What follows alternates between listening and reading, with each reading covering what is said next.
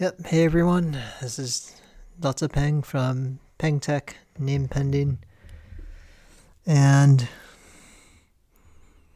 I'm a little bit sad. This is my second time recording through some stuff, and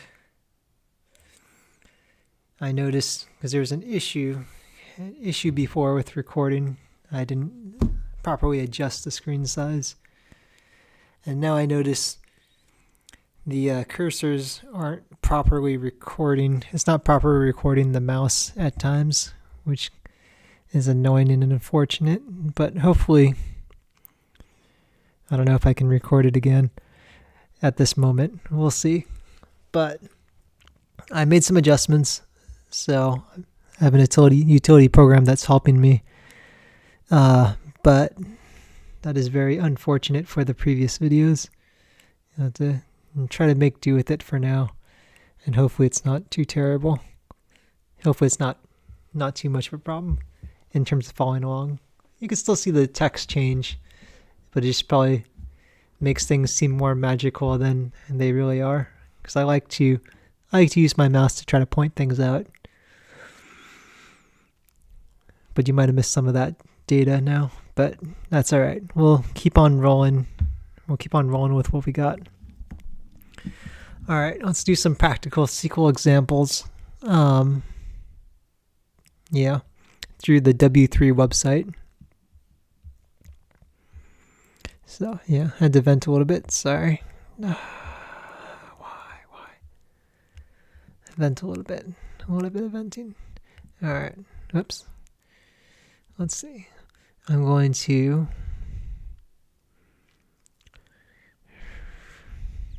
I'm still using OBS at the moment, but I'm tempted to flee. That's that mouse cursor. So I guess it works.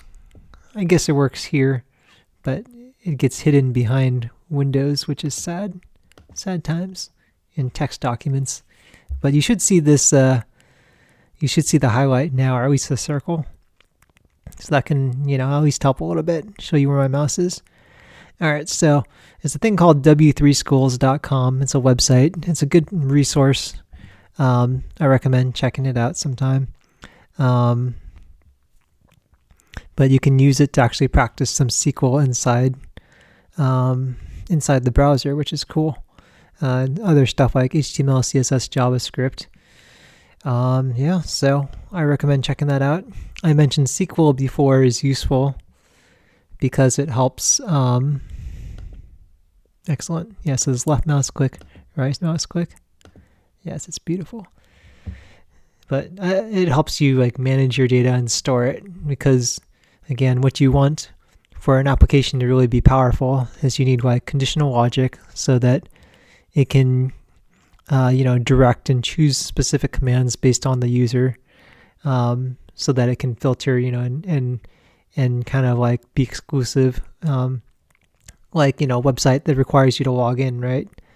You don't want to log in. You don't want them to see information that they're not supposed to, and you want them to see the profile page if they're logged in, and only their profile page. So conditional logic can help you do that. And it helps make it, again, that much more powerful, in addition to other things like, the variables, the arrays, being able to bring in custom objects, and define them with JSON. And then, using APIs to share the data once you get them, and trying to structure your app in a way so that it's can more easily share data and be debugged and have separation of concerns and things like that. So here's some more of the back-end stuff though. So SQL is pretty popular. You'll see it in a lot of places, so it's good skill to learn. Here's some of the stuff I mentioned before. Kind of okay, here's the basic create table, right? Create table, insert into, and then the actual reading of the data, right? Reading and filtering. You can always go to different parts of it if you have questions. And joining for, well, I guess I'll explain that later. Yeah, so like creating a table. So yep, basically the example I gave. So create table, table name, column, data type. So they call each key a column, and each row is one object, which is like the data. It's going back to our example. Here's like an orders. If we had an orders table, right, like an Amazon-like site, every object would be a row. So there'd be some table name, and every column is every attribute or property here, right? Yeah. So let's see. So that's from our example from before. So create table. Drop is the keyword to get rid of it. Yeah. So let's go back. Insert.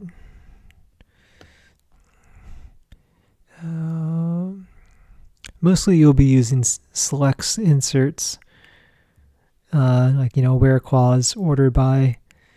And then the other stuff like create table and stuff is more so important if you're building out your own application. So, okay, so here we go. So this should be loads better now that you can see this highlight thing and, know when I click and stuff and, when I type. It's pretty cool stuff. But yes, so insert into, here's an example again. Table name, you specify which columns and then which values you want to put into it. All right, so going back, I think select is the main one that we want to look at. Okay, so SQL select, this is the main one that you'll be using because you'll be reading data, right? Assuming this is set up already. So you select the different columns from the table. Here's a demo database that they give us. And so they created some dummy data with a customer ID, a name, contact name, address, city, postal code, country. Cool. Okay, so here's an example. So it says, okay, let's try it for ourselves. Nice. So now we're in a web browser and we can actually run some SQL commands here, which is fantastic and an amazing way to grow and learn in this skill without having to set up your own server. So of the test data, it looks like it gives us customers table, categories, employees, and then with the different number of records there, you can restore it. So that probably means, yes, restore it to its original content. So this is a nice safe play area where you can go and you can even delete tables and then just restore it later. So this is pretty fascinating. You can probably insert your own records as well. So let's try. Here's the example command they gave us. Let's make it a little more readable. We're going to put a space here. So it's customer name, city. You want to get those two properties or attributes from the customers table. So let's go ahead and run SQL. All right. There's supposed to be 91 records. It returned 91. That's good. And it's just the customer name and the city. One thing to note. Okay, wait, let's just take a look at some of this.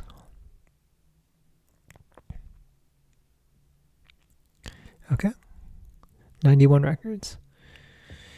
Okay, let's see what it has in total though. Let's just let's see. So shift star, select everything from customers. Let's try again.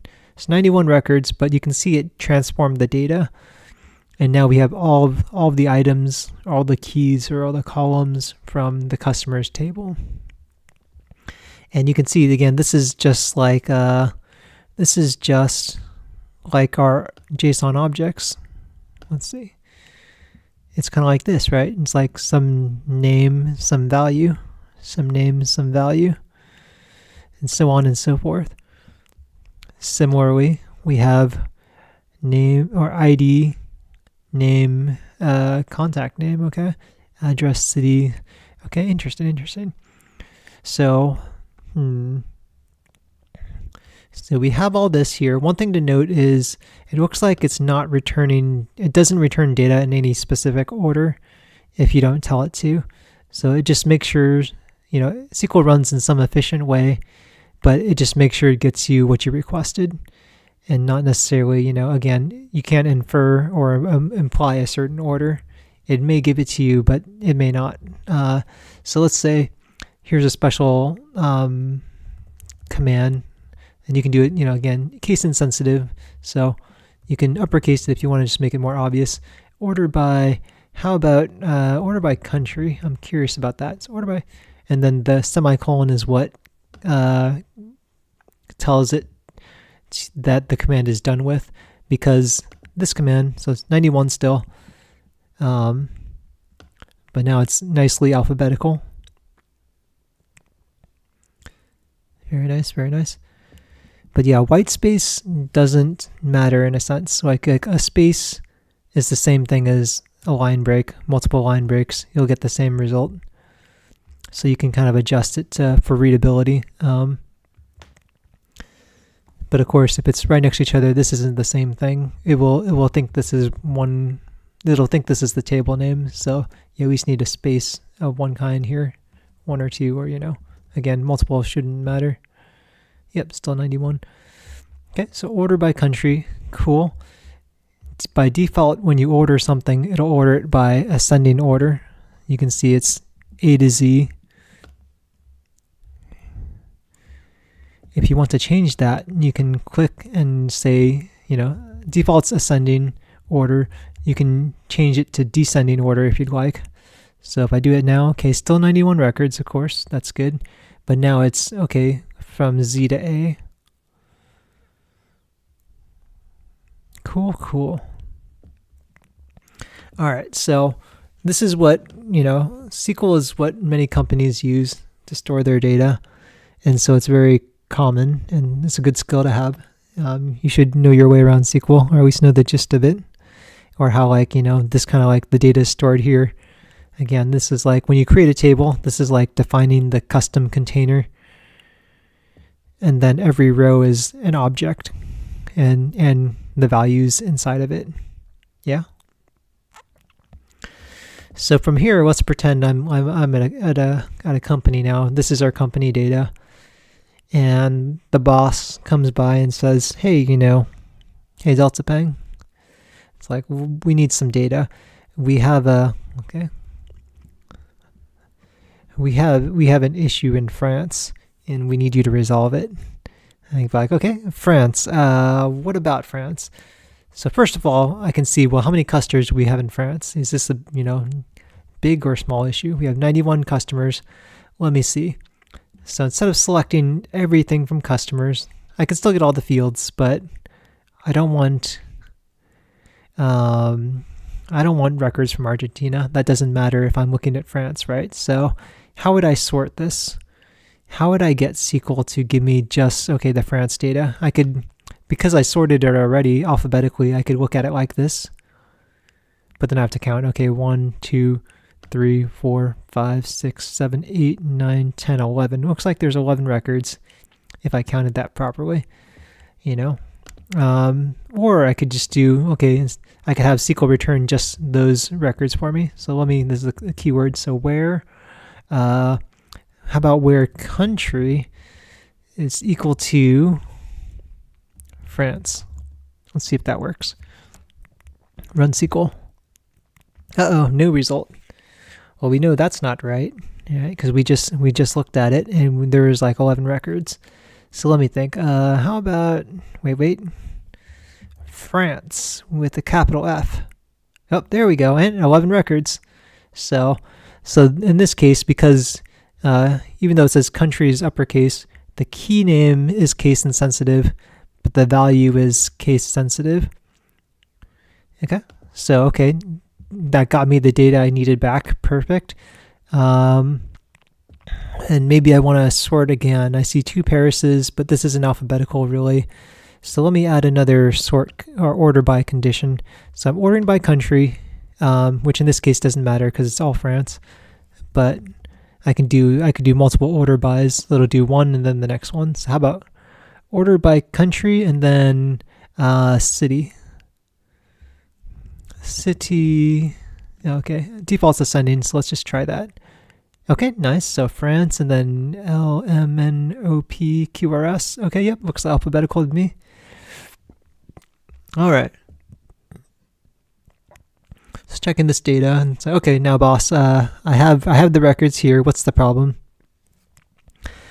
And then then I can keep on going based on whatever he's looking for.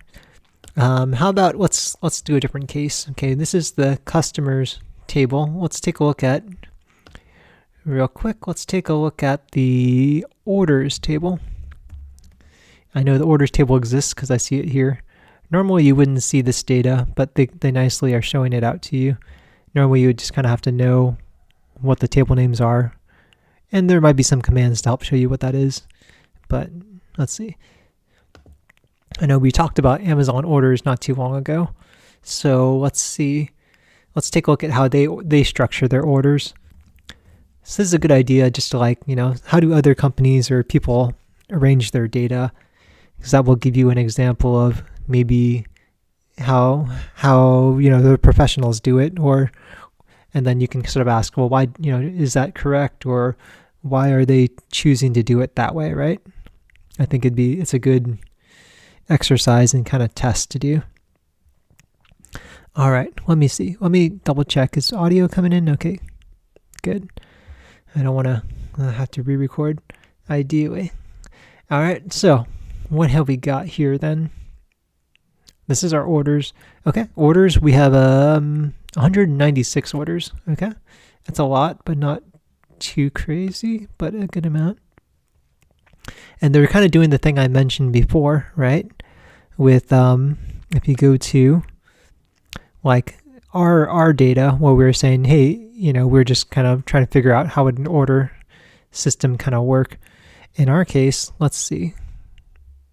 Oops. In our case, let's take a look here.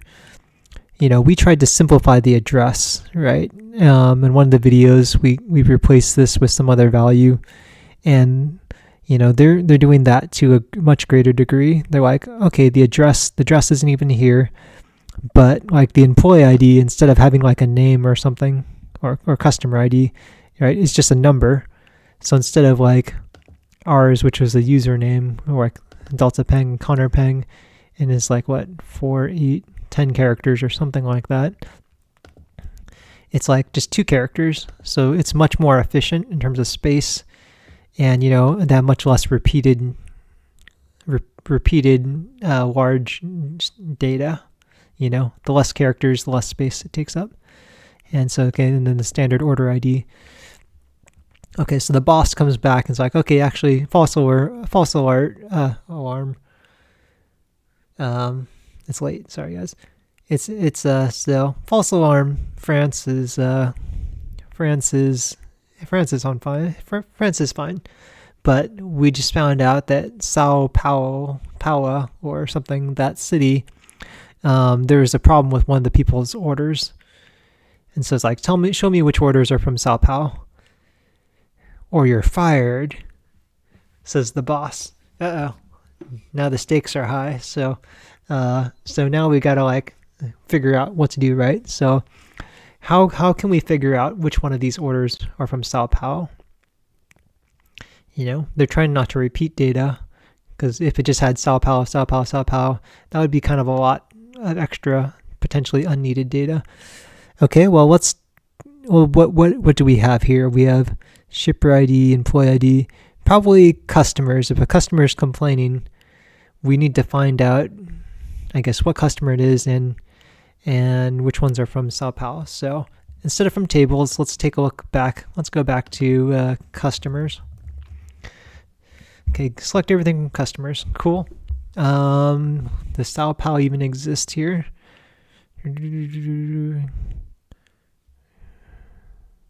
Wait, I see something. Sao Paulo, however you say that. All right, so I'm going to get that, and I'm going to Control-C. Aha, look at that. Fancy, huh? Yes, now you can more easily tell what I'm doing.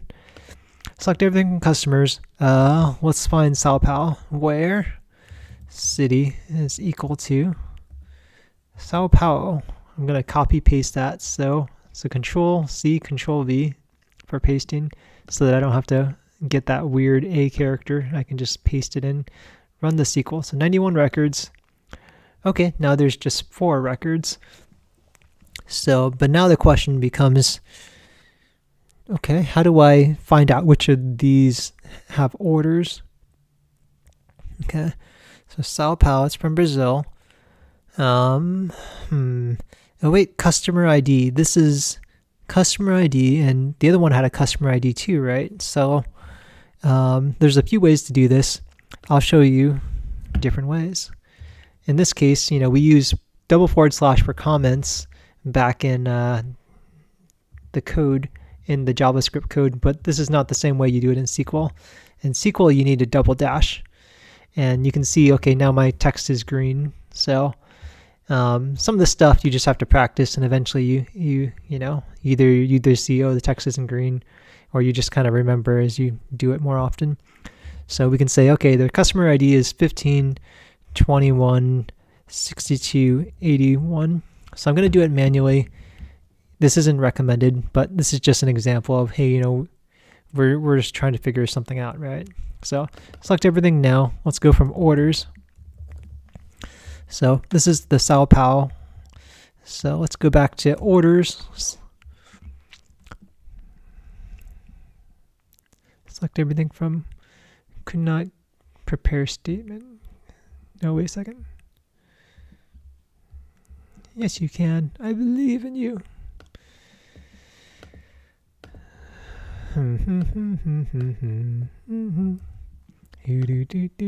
Okay, I didn't like my comment. Anyway, if you want to be like that, we can be like that. All right. I like to, here we go. Control A, copy everything, or select everything. Control V, paste everything, and deletes it since I highlighted it. It deleted it also. So here's my, this is my customer table, customer ID field, or actually it's spelled like that. All right. So checking the orders. This is what, okay. Actually, I want to scooch this over a bit. Scooch, scooch, scooch. I want to see how many, okay, you can still see it, perfect. So my Word document is here. My website browser is here.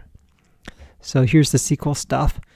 Customers, I'm in orders now. Orders, there's 196, but I just need the ones that are from Sql Pt2. The ones from Sql Pt2 are these IDs, right?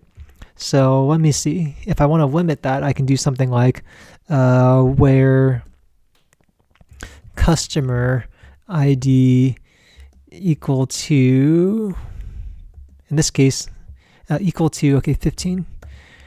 And in this case, it's just one equal sign. In the JavaScript code, it's 2, but SQL is 1. And again, that's just, you just have to remember. But I mean, if you could try it. So what if I did 2 and I forgot? It still worked. Okay, I was expecting it to fail, but all right, whatever. If you want to work, whatever. All right, so 15. So there's one record with this customer ID. Okay, that's good to know. That's one of the Sql Pt2 records. And it's kind of good to do it piecewise like this because, okay, let's check if we did, what's customer 21? Okay, customer 21 has 3 records. So we know that there's at least 4 records, right? But it's good to do it piecewise, kind of like this, because let's pretend we tried to do it all together. So it's like, okay, select everything from orders where customer ID is equal to 15, right? And how about we're also customer, and I could just copy this. Let's make life a little easier for myself. Double click and I hold to drag what I want. Control C to copy, paste, and paste, and paste. Okay, cool. So let's say if I did something like this, right? Because we want to get the records from everything, right? So let's take a look. 15, 21, 62, 81. Okay, that's matches. So what if I run that? No result. What? No result. That's curious. So if you had run this at the start, you would have thought, oh, hey, man, there's no Sql Pt2 orders. I could tell the boss that, right? Is that going to be cool? And the answer is no, it's not cool, because we know when we did it earlier, when we tried it just one at a time, we know there's at least 1 record. Actually, we know that there's 4 records because this one had 1, right? And then 21 had 3. So if you tell the boss 0 when it's not 0, that's not going to be good. So Control Z to, let me see, Control Z, so I'm pressing Control Z multiple times and it's backing up. It's backing out what I just typed. It's an undo button. Okay, so we know that something's wrong with this statement. Let's try to make it simpler. Well, how about, I'm gonna Control X to copy this or cut this out so that later on I can see, if I Control V, I can paste it again. So Control Z to cancel that.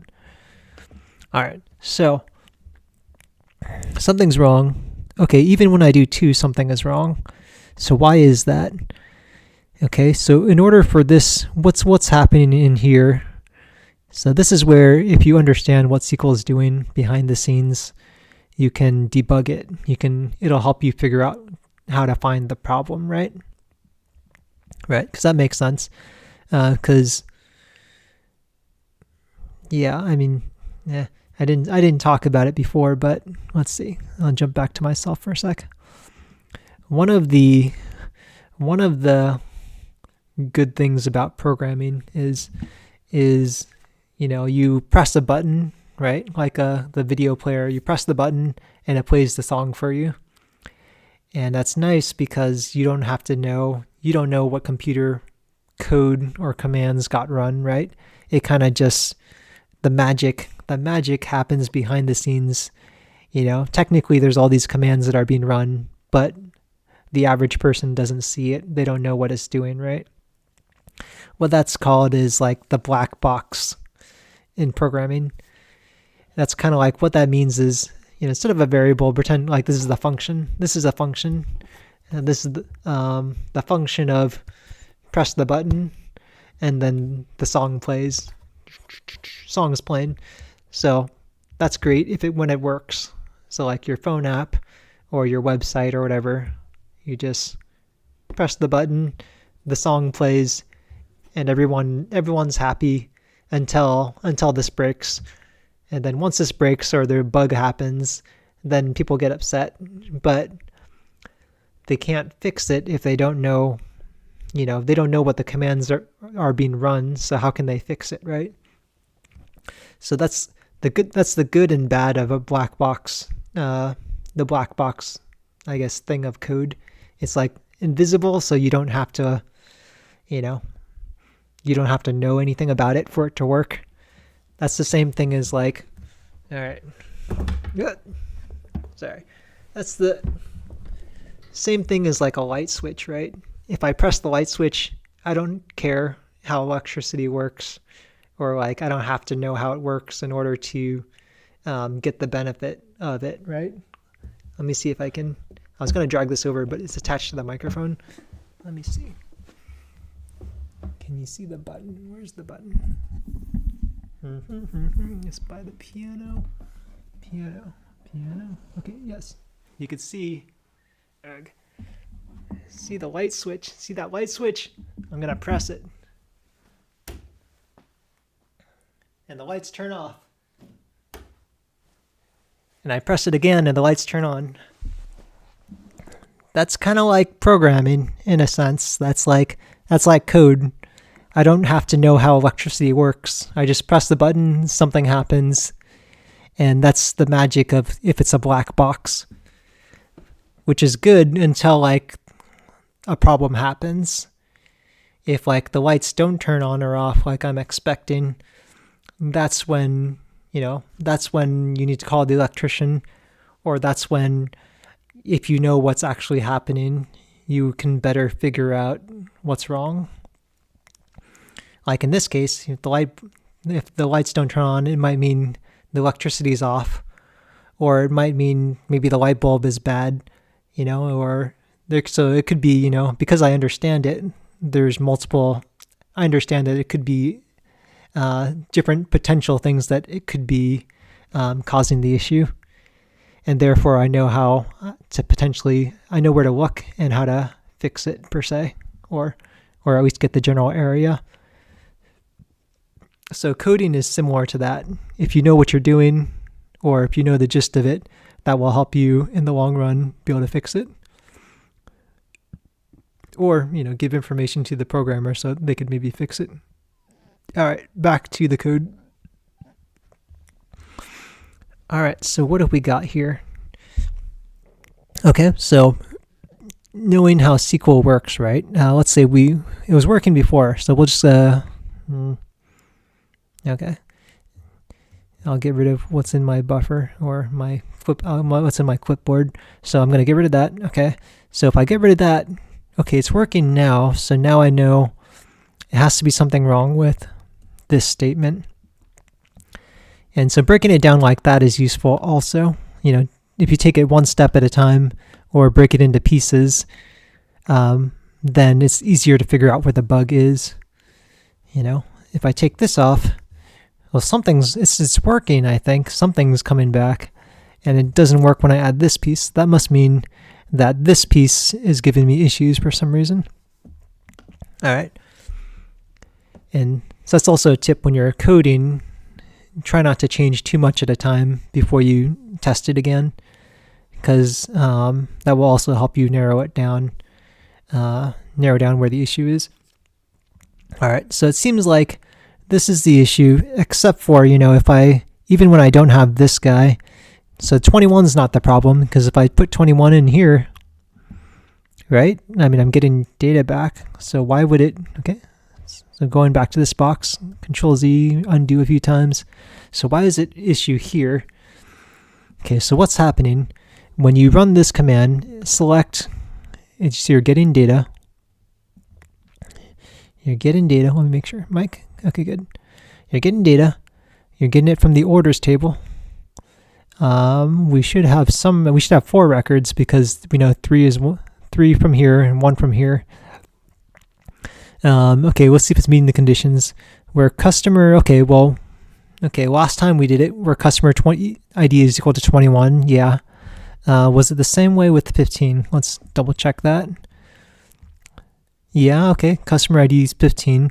So what's the issue here? Okay, because here you can either have and, or you can have or. So those are two different, the main conditional things. So does this make sense? I'm trying to get every record from orders, all the columns from orders. That's what the star is. Every record where customer ID is equal to 15 and customer ID equals to 21. Well, wait a minute. This is just a number, right? How can, because this is taking it row by row. So it's like out of all, okay, so going back here, it takes it row by row. So it'll go, okay, if there's no conditions, it gets everything. If there is a condition, let's say if I took it back for okay, customer ID equals 15, then what it does is it checks, okay, is this customer ID 15? No, okay, skip it. Is this one 15? No, that's 81, so I'll skip that. How about this one, 34? Nope, I'll skip that. And then it goes down and it only finds one in this case. So in that sense, when I run this, it makes sense that I get no result. Because why? Because if you look at the customer ID, okay, if you look at the customer ID, it's just a single number. This number can't be equal to 15 and be equal to 21 at the same time, right? That would be impossible. It's like saying the number 5 is 5 and also it's 7. It's like, no, it can only be one value. So instead of that, how about get the records, check every record and give it back to us if it's 15 or if it's 21. If it's either of these, then we'll say it's valid. Let's try it. Oh, look at that. So we got 4 records, and that's what we wanted, because it checks the record. Is this 15 or is it 21? Yes. So bring it back. Next one, 15, 21? Yes. Yes, yes. And then the other 192 records it ignores. All right, well, now that we know that this works, we can go ahead and bring in the other 2. So I'm going to go or, no, come on, man. Come on, compy. Don't be like this. All right, 81, 62, 62. So 15, 21, 62, 81. All right, cool, run. Okay, look at this. We got 8 records. I see some 81s, and I see a 62. Okay, so everyone has at least one record in it. So now we can say there's 8 records, 8 orders total from Sql Pt2, because we know that the Sql Pt2 customers have these IDs. Okay, this is one way to do it, but it's, again, not the best because I had to manually look it up. But just as a heads up, there's another way you can write this. So if I do okay, let me see. If I highlight this, okay, it's not quite ideal. Highlight, Control-C. Okay, so another way you can write this is you can do a special keyword in. So give me all the customer IDs where it's in this. I guess you could say it's kind of like an array, but they use the parentheses instead, where it's in this list of items, basically. So these two should be the same. So I'm going to cancel out this where clause. So select everything from orders where it's in 15, 21, 62, 81. Let's try it. Okay. And it's still, okay, there you go. There you could see it refresh. It's a little hard to see sometimes. But basically, yeah, it did refresh, and it did give me, it's still giving me 8 value, or 8. If you're in doubt, you could, okay, let's see everything. Okay, 196, just this guy. Okay, 8. So it is properly getting us the same 8. Okay, so that's one way if you already knew ahead of time what the IDs were. But again, that's still not ideal because we had to manually find these IDs. You know, what if the database was 10 times larger? It would be a pain to get 40 IDs, right? So how do we do this instead? And how you would do this is, because this data is not super useful for us. I mean, not very human readable. So how about what you can do is something called a join, and that takes 2 tables and joins them together. Like temporarily, it puts the data together so that we can see it together, in essence. So okay, take a look. This is what the orders look like, right? What do the customers table look like again? Let's try to see it. Customers, just to refresh our memory. 91 records. Okay. Nope, come on. I'm going to scooch this over a little bit. Scooch over window. Scooch. Is it a minimum size or something? Yeah, it's a minimum size. All right, you're going away then. Okay, so here's the customer table. Again, 91 records. There should be 4 of them from Sql Pt2. How would we get this to join the other table? To do that, we have to find some way that this table connects to the other one, because that's, you know, how else. That's how we have to tie the records together somehow. So let's see. Here's this, and then going back to orders, what could we connect it on? All right. Well, if you look, we're concerned primarily with customers, right? Customer ID. That value looks familiar. So going back, customer ID, right? Well, that's how we connected it before too. So, okay, this also has a customer ID. So here's what we're going to do. We're going to say, okay, select everything from, first you select the base table, either customers or orders. We'll say orders. Selecting from orders. And in this case, let's join it. So say left join. The main ones are either left join or inner join. If you see join, that should be the same thing as inner join. But let's try left join because that's a common one. So let's join it with the customers table. And then you can make an alias. So this is basically just another name for the table. So orders O, customers C, so that I don't have to type it out every time. So left join customers on, so that's the keyword, left join on, connect the tables by the customers. So it's basically the same as customers dot customer ID is equal to orders dot customer ID. So this connects these two. It only connects the records if their IDs match.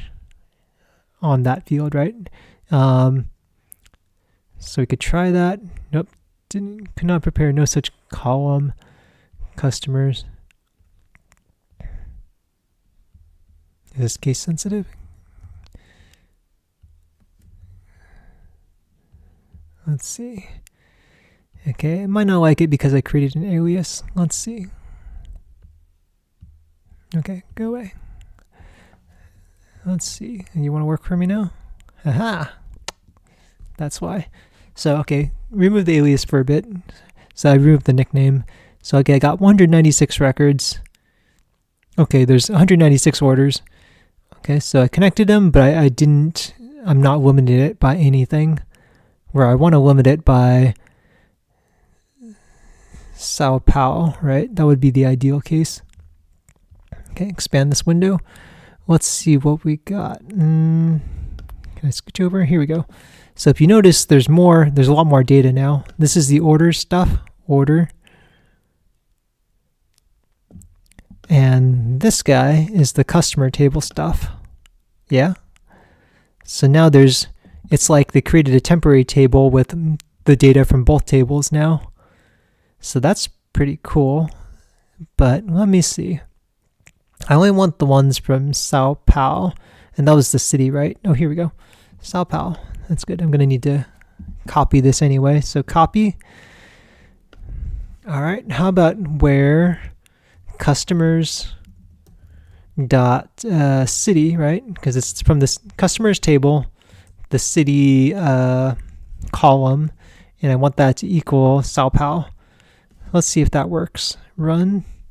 Oh, so now I have 8 records, and I can see this is Sql Pt2. Nice. I just have the 8 Sql Pt2 records, and now I have their order information, and they're right next to each other. They're tied to each other now, at least in this temporary table. So the results I got back show them together, and now I can give this to the boss and be like, hey, this is all the ones from Sql Pt2, and I didn't have to manually get the customer IDs. But it's still a little bit messy though, right? So I don't really care about postal code. I don't care about the address. The customer name is important. And the country, I don't really care about that. So instead of getting everything from the orders, and in this case also from customers since I joined the tables, let me just get everything from orders star now. And how about from the customers table, give me customers dot customer name. That looks important. Customer name, comma, customers dot city. I want to prove that that's that still. Okay, run SQL. Okay, nice. So all the extra data, I removed it, and now I can see just what I want to see. But I still like, from a human readable standpoint, I prefer the customer name to be up front. That seems to make more sense. So I'm gonna scooch this guy over, this column, to the front. Oops. Not that far in the front. Select needs to be the first thing. So select it here. Let's try that. Okay, nice. Customer name, the order ID, and city, all Sql Pt2. And that's much more easy to read. It has all the more relevant info, right? I mentioned aliases. Okay. So let's see. I can, so let me change that to make it more readable. So orders O, and customers C. So let's create a nickname for it. So I do that so that instead of having to type out, I already did it, but instead of normally having to type out everything, I could just be like C custom name, C city, O orders. You're joining on customers.customer ID, orders.customer ID, customers.city. You see how nice and cleaner this looks. So I run it. Okay, yep, I did a refresh, still the same thing. And then maybe aside from that, anything else? It might be nice. Okay, so you can see the same name here. It'd be nice to put these together, right? If we're talking about orders and we're going to give this to the boss, we want it to look nice. So how about well, no, we'll say we have all this data. We got the data we wanted, but now we want to sort it a bit differently. We want the names to be together. So how about order by name? Well, that's going to give me an error probably. Yeah, because there's no column name. It's customer name. So c.customer name. You want to do work for me? Okay, cool. So now it's alphabetical here. And yeah, that definitely looks better. And then optionally, you could, I don't know, you could sort by something else to order ID if you wanted, or order date. That might be an important one. So name first. Okay. Order date. Okay. Looks like at the moment it already sorted by order date. But